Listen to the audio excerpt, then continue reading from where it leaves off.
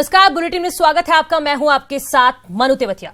खबर देहरादून से है। रोडवेज कर्मचारी यूनियन अब बैकफुट पर आ गए हैं। आज नहीं होगा रोडवेज कर्मचारियों का कार्य बहिष्कार। एस्मा लगने के बाद से ही यूनियन में थे दो फाड़। 17 में से शासन ने मानी कर्मचारियों की 4 मांगे। 3 दिन में अप्रैल की सैलरी देने का आश्वासन भी दिया है। आज सुचारू रूप से काम करेंगे रोडवेज कर्मचारी। तो बड़ी खबर देहरादून से, रोडवेज कर्मचारी यूनियन बैकफुट पर आ गया है। अब कार्य बहिष्कार नहीं करेगा। एस्मा लगने के बाद से ही यूनियन में दो फाड़ चल रहे थे। कर्मचारियों ने शासन के सामने अपनी 17 मांगे रखी थी, जिनमें से 4 मांगों को मान लिया गया है। साथ ही 3 दिन में अप्रैल की सैलरी देने का भी आश्वासन दिया है।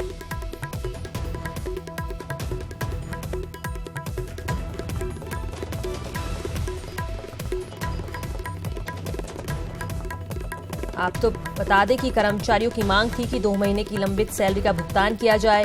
करार हुए ढाबों पर बस रोकने के लिए मजबूर ना किया जाए। बस का बेड़ा 1600 किया जाए, जिसमें 300 बस खरीदने की जरूरत। नियम विरुद्ध अपात्र कर्मचारियों को एसीपी का निस्तारण किया जाए। कार्यालय सहायकों को सीधी भर्ती के पदों पर प्रमोशन की भी मांग थी।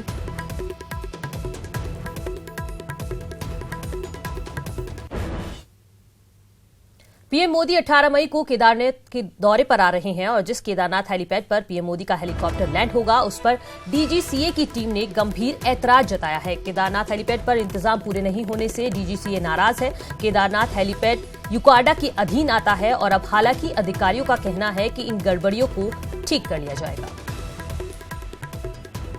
उनके द्वारा 2 ऑब्जेक्शंस उठाए थे कि वहाँ पर जो हेलीपैड की जो लैंडिंग जगह है तो उसकी अभी तक मार्किंग नहीं की गई है। जहाँ एच करना होता है वो एच अभी तक ड्रॉ नहीं करा हुआ है।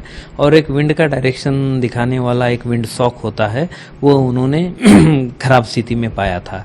तो विंड सॉक की व्यवस्था हो गई है, वो वहीं से जो है जो स्पेयर में रखा हुआ था उसको ले जा रहे हैं और पेंटिंग के कार्य जो है वो भी वहाँ पर शुरू हो गए हैं। पीएम मोदी के केदारनाथ और बद्रीनाथ दौरे को लेकर प्रदेश भाजपा उत्साहित है। बीजेपी प्रदेश उपाध्यक्ष ज्योति प्रसाद गैरोला का कहना है कि पीएम मोदी की केदारनाथ पर बड़ी आस्था है। जब वो पीएम और सीएम नहीं थे तब से वे बाबा केदारनाथ के दर पर आ रहे हैं और पीएम के आने से ही केदारनाथ में लोगों के आने का सिलसिला बढ़ा है।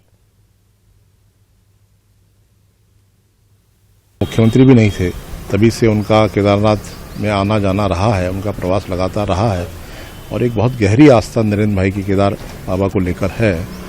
और केदारपुरी में जो आज हम भव्य स्वरूप केदारपुरी को देख रहे हैं, उसके पीछे भी नरेंद्र भाई का ही विजन है। वहीं अल्मोड़ा के नैनीसार में जिंदल ग्रुप को जमीन आवंटन के मामले में हाईकोर्ट ने सख्ती दिखाई है। हाईकोर्ट ने जिंदल ग्रुप की हिमांशु एजुकेशनल सोसाइटी की तरफ से कराए जा रहे काम पर रोक लगा दी है। कोर्ट ने सरकार से पूछा है कि वो 3 हफ्तों के भीतर ये बताए कि जमीन जिंदल ग्रुप को कैसे और क्यों आवंटित की गई। आपको बता दें कि पिछली सरकार ने अल्मोड़ा के नैनीसार में हिमांशु एजुकेशनल सोसाइटी को जमीन आवंटित की थी। इंटरनेशनल पब्लिक स्कूल के लिए ये जमीन दी गई थी, लेकिन इसके लिए स्थानीय लोगों से सहमति नहीं ली गई थी और आरोप है कि कौड़ियों के भाव ये जमीन उद्योगपति को दे दी गई, जिसके बाद ग्रामीणों ने इसका विरोध किया और आज हाईकोर्ट ने काम पर रोक लगा दी है। यह पूछा है कि आपने एक ही पार्टी को कैसे और क्यों और किस आधार पर यह जमीन आवंटन कर दिया और इस संबंध में विस्तृत आप एफिडेविट दाखिल करें। लेकिन जिस तरह की गुंडागर्दी, बदमाशी, झूठे मुकदमे ये झेला है, उससे उत्तराखंड बहुत खतरे में हमें महसूस होता है।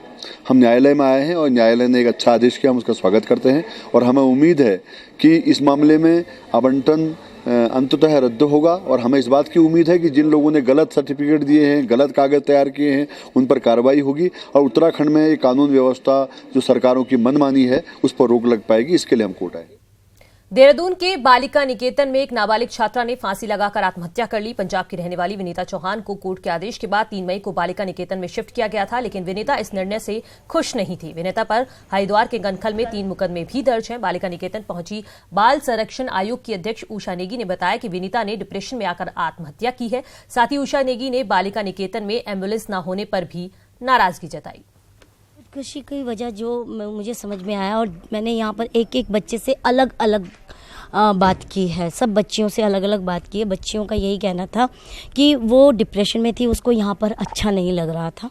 ज़िंदगी में आस्वाद उसके आया है, क्योंकि वो जिस केस के लिए आई है उस चीज़ से उसको कहीं ना कहीं रियलाइजेशन हो रहा था। दूसरा उसको ये लग रहा था कि मेरे 2 छोटे भाई हैं जिनको मेरी माँ तो बहुत अच्छी तरह से लुक आफ्टर कर सकती थी, और लेकिन मेरे पिताजी जो हैं उन्होंने दूसरी शादी करी है, तो मेरे फादर जो हैं उन बच्चों को नहीं देख पाएंगे, मेरे उन भाइयों का क्या होगा। और इसी खबर पर ज्यादा जानकारी के साथ हमारी संवाददाता भारती सकलानी जुड़ गई हैं। तो भारती, क्या बालिका निकेतन में शिफ्ट किए जाने से ही डिप्रेशन में थी या फिर और कोई बात है कि विनीता ने आत्महत्या कर ली? देखिए, जो असल वजह है वो अभी तक नहीं पता चल पा रही है, लेकिन हाँ, ये बात जरूर है कि बच्ची इस बात से डिप्रेशन में चल रही थी और काफी लंबे समय से वो यहाँ पर रह रही थी। जैसा कि उषा नेगी को भी अभी हमने सुना, उन्होंने बताया कि किस तरीके से बच्ची जो है वो डिप्रेशन में वहां पर रह रही थी। उसके 2 छोटे भाई थे और उनको देखने वाला कोई नहीं था। ये तमाम बातें थी जिसकी वजह से वो डिप्रेशन में तो थी, लेकिन बड़ा सवाल यहाँ पर मनु ये भी है कि क्यों आखिरकार उसकी मौत को छिपा कर रखा गया। 4 बजे जो घटना हो जाती है उसकी खबर पुलिस को आखिरकार 7:30 बजे क्यों दी जाती है? इतनी लेट लतीफी आखिरकार क्यों की गई? और ये भी कहा जा रहा है कि अगर उसे समय पर इलाज मिल जाता, डॉक्टर के पास ले जाया जाता, तो बच्चे की जान बच सकती थी। जिला प्रोबेशन अधिकारी मीना बिष्ट से लगातार हम रात भर संपर्क साधने की कोशिश करते रहे, लेकिन उन्होंने फोन ही रिसीव नहीं किया है। तो बालिका निकेतन में जो बच्ची थी बेहोशी की हालत में मिली थी, उनका ये कहना है। और फिर जब उन्हें अस्पताल ले जाया गया तो डॉक्टर्स ने उन्हें मृत घोषित कर दिया। आज पोस्टमार्टम यहाँ पर होगा, उसके बाद पोस्टमार्टम रिपोर्ट आने के बाद ही साफ हो पाएगा कि असली वजह क्या थी जो किशोरी की मौत हुई। जी भारती, तो विनीता पर हरिद्वार के कनखल में 3 मुकदमे भी दर्ज हैं, तो कौन कौन से मुकदमे हैं? नाबालिग हैं? जी बिल्कुल, अपनी माँ की उन्होंने अपनी माँ को जो है उन्होंने मारा है। एक इस उसमें जो है वो अभी शुरुआती तौर पे ये पता चल पा रहा है मनु कि इस पर वो वांछित चल रही थी और इसीलिए अभी नाबालिग है, तो बालिका निकेतन उन्हें लेकर आया गया था। आगे क्या कुछ जांच पड़ताल में निकलकर सामने आता है ये साफ होगा आज, जब आज एक बार फिर से टीम वहां पर जाएगी, जांच पड़ताल की जाएगी, पोस्टमार्टम रिपोर्ट यहां पर आएगी, उसके बाद ही पूरी स्थिति स्पष्ट हो पाएगी। मनु जी भारती, बहुत बहुत शुक्रिया आपका इस तमाम जानकारी के लिए। लालकुआं में पुलिस ने 7 मई को हुए एक हादसे का सनसनीखेज खुलासा किया है। हल्दूचूड़ में हुए हादसे में कुलदीप कौर नाम की महिला की मौत हुई थी, लेकिन अब पुलिस ने खुलासा किया है कि कुलजीत की उसके ही पति ने हत्या करवाई थी और 3 लोगों को सुपारी देकर महिला को ट्रक से कुचला गया था।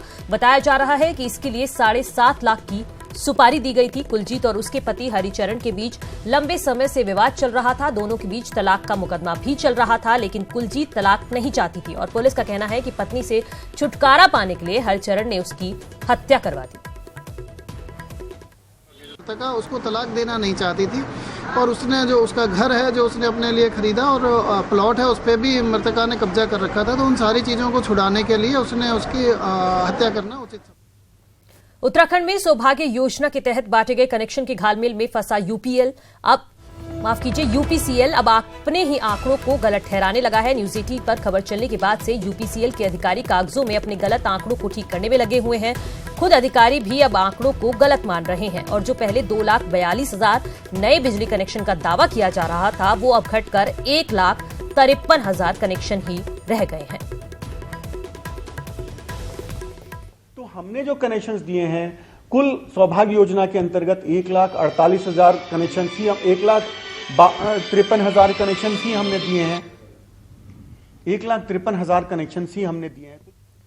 पीएचडी करके डॉक्टरेट की डिग्री हासिल करने का ख्वाब हजारों स्टूडेंट्स सजोए होते हैं और उसके लिए कड़ी मेहनत भी करनी होती है, लेकिन उत्तराखंड टेक्निकल यूनिवर्सिटी में साल 2009 से 2017 तक जो हुआ वो साबित करता है कि पीएचडी का पढ़ाई से वास्ता कम और फ्रॉडगिरी से ज्यादा है। उत्तराखंड टेक्निकल यूनिवर्सिटी 2005 में बनी इस यूनिवर्सिटी में 2017 में पीएचडी का एंट्रेंस एग्जाम तो हुआ, पर आज तक एडमिशन नहीं हुए क्योंकि 2017 के एंट्रेंस एग्जाम में बड़ी गड़बड़ियों की बात सामने आई, जिसके बाद शासन और राजभवन ने जांच के आदेश दे दिए। मार्च 2018 में जांच शुरू हुई और नवंबर 2018 में पूरी भी हो गई और उसी जांच की प्राइमरी रिपोर्ट की कॉपी न्यूज 18 के हाथ लगी है। 7 पन्ने की इस रिपोर्ट का हर पेज 8 साल में पीएचडी में हुई भारी गड़बड़ी की पोल खोलता है। रिपोर्ट कहती है कि 2009 में पीएचडी की शुरुआत से ही ना तो यहाँ कोर्स के लिए यूनिवर्सिटी का ऑर्डिनेंस फॉलो हुआ और ना ही पीएचडी की क्वालिटी और पब्लिकेशंस पर ध्यान दिया गया। जांच रिपोर्ट ये भी साफ करती है कि कैसे उत्तराखंड टेक्निकल यूनिवर्सिटी में हर साल पीएचडी रेवड़ियों की तरह बांट दी गई। साल 2009 के 4 स्कॉलर्स को साल 2010 में ही पीएचडी की उपाधि दे दी गई। इसी तरह 2012 में 13 पीएचडी उपाधि दी गई, 2013 में 25, 2014 में 17, 2015 में 54, 2016 में 57 और 2017 में 96 पीएचडी डिग्री दे दी गई। यानी 2009 से अप्रैल 2018 तक करीब 300 से ज्यादा पीएचडी उत्तराखंड टेक्निकल यूनिवर्सिटी ने रेवड़ी की तरह बांट दी। प्राइमरी रिपोर्ट के पॉइंट 7 में साफ साफ कहा गया कि पीएचडी कराने वाले सुपरवाइजर्स यानी गाइड यूनिवर्सिटी के नियमों के मुताबिक थे ही नहीं। इतना ही नहीं, कई पीएचडी बांटने वाले सुपरवाइजर्स के जर्नल तक पब्लिश नहीं हुए थे। रिपोर्ट कहती है कि यूनिवर्सिटी के नियमों के मुताबिक किसी भी गाइड के पास 4 साल टीचिंग का अनुभव और 2 पब्लिकेशन कम से कम उसके पब्लिश होने चाहिए, लेकिन यहाँ ऐसा नहीं था। 7 पेज की इस रिपोर्ट के शुरुआती 2 पेज रेवड़ी की तरह बटी पीएचडी का कच्चा चिट्ठा खोलने के लिए काफी है। पर सवाल है कि नवंबर 2018 में तैयार हो चुकी इस प्राइमरी रिपोर्ट पर आगे की कार्रवाई कब होगी? क्यों इसकी फाइनल रिपोर्ट तैयार नहीं की जा रही? और आखिर उत्तराखंड शासन और सरकार किस बात का इंतजार कर रहे हैं? देहरादून से न्यूज़ 18 के लिए दीपांकर भट्ट की रिपोर्ट। आगे बढ़ते हैं। चारधाम की यात्रा करने वाले तीर्थयात्रियों को उत्तराखंड परिवहन निगम ने बड़ा तोहफा दिया है। अब हरिद्वार से 4 धामों में से 2 धाम बद्रीनाथ और गंगोत्री तक की यात्रा परिवहन निगम की बसों में तीर्थयात्री कर सकेंगे। हरिद्वार बस अड्डे से सुबह 5:30 पर गंगोत्री और बद्रीनाथ धाम के लिए सीधी बस सेवा शुरू की गई है। पहले गंगोत्री धाम के लिए हरिद्वार बस अड्डे से सिर्फ उत्तरकाशी और बद्रीनाथ धाम के लिए जोशीमठ तक ही निगम की बस जाती थी। साल 2018 में उत्तराखंड के जंगलों में अब तक की सबसे भीषण आग लगी थी। आग लगने की करीब 2000 घटनाएं हुई थी, लेकिन इस बार मई के महीने में ही आग के सारे रिकॉर्ड टूट गए हैं। यही नहीं, आगे हालात और भी खराब हो सकते हैं। उत्तराखंड में जंगलों की आग गर्मियों में सबसे बड़ा संकट है, मगर इस फॉरेस्ट फायर में साल दर साल कमी आना तो दूर, इसमें हर साल इजाफा होता जा रहा है। साल 2018 में इतिहास की सबसे भीषण आग उत्तराखंड के जंगलों में लगी, लेकिन इससे भी वन विभाग ने सबक नहीं लिया। आलम यह है कि इस बार तो लगातार हो रही बारिश और सर्द मौसम के बावजूद आग लगने की घटनाओं ने पिछले साल ही नहीं अब तक के सारे रिकॉर्ड तोड़ दिए हैं। 2018 में 15 मई तक आग की कुल 508 घटनाएं हुई। 1018 हेक्टेयर जंगल आग की भेंट चढ़ गया था। लेकिन 2019 में पिछले सारे रिकॉर्ड पीछे छूट गए। इस साल 13 मई तक ही आग की 813 घटनाएं हो चुकी है। 1037 हेक्टेयर जंगल आग में स्वाहा हो चुका है। संरक्षित कॉर्बेट और राजाजी पार्क में भी आग का रिकॉर्ड टूट गया है। दोनों ही संरक्षित जंगलों में इस बार सबसे ज्यादा 44 घटनाएं हुई हैं। अल्मोड़ा और नैनीताल आग में सबसे ज्यादा प्रभावित हैं। यहाँ जंगलों में आग की 350 से ज्यादा घटनाएं हो चुकी हैं। अब जिम्मेदार अफसर पहाड़ की भौगोलिक स्थिति और कर्मचारियों की कमी का रोना रो रहे हैं। पहाड़ी क्षेत्र है तो सिविल वाले क्षेत्रों से लोग आजकल जैसे फसल गेहूं की फसल काट रहे हैं, उससे जो है वो जो बचा हुआ जो अवशेष होता है उससे जलाते हैं, तो वो जो है जा करके जो है आकर रूप धारण कर लेती है। तो और क्षेत्र क्योंकि फैला हुआ है। ऐसा भी नहीं है कि आग बुझाने के लिए पैसे की कमी हो। पिछले साल वन विभाग को 27 करोड़ रुपए सिर्फ आग बुझाने के लिए मिले थे, तो इस बार वन विभाग ने 50 करोड़ रुपए की मांग की है, जिसमें से करीब 12 करोड़ रुपए वन विभाग को दिए भी जा चुके हैं। अभी पैसा धरातल पर तो कहीं नहीं दिख रहा। हाँ, ये पैसा जा कहाँ रहा है, ये जरूर जांच का विषय है। क्षेत्र इतना बड़ा है कि उसकी वजह से स्टाफ सब जगह नहीं पहुंच पाता है, तो उसके कारण होता है कि एक जगह होने पर अगर उसी समय दूसरी जगह लग जाती है तो स्थानीय ग्रामीण ही हेल्प कर पाते हैं उसमें। तो इसलिए ये संभव नहीं है कि हर जगह पहुंचा जा सके एक साथ। राज्य में जंगल जल रहे हैं, करोड़ों की वन संपदा मिट्टी में मिल रही है, मगर मंत्री आचार संहिता का हवाला दे रहे हैं तो जिम्मेदार अधिकारी विदेश दौरे कर रहे हैं। सवाल हुक्मरानों के साथ साथ सिस्टम पर भी है कि आखिर कब तक हम बाबा आदम के दौर में रहेंगे और कब तक जंगलों की आग हमें परेशान करती रहेगी। अल्मोड़ा से किशन जोशी के साथ देहरादून से सुनील नवप्रभात की रिपोर्ट।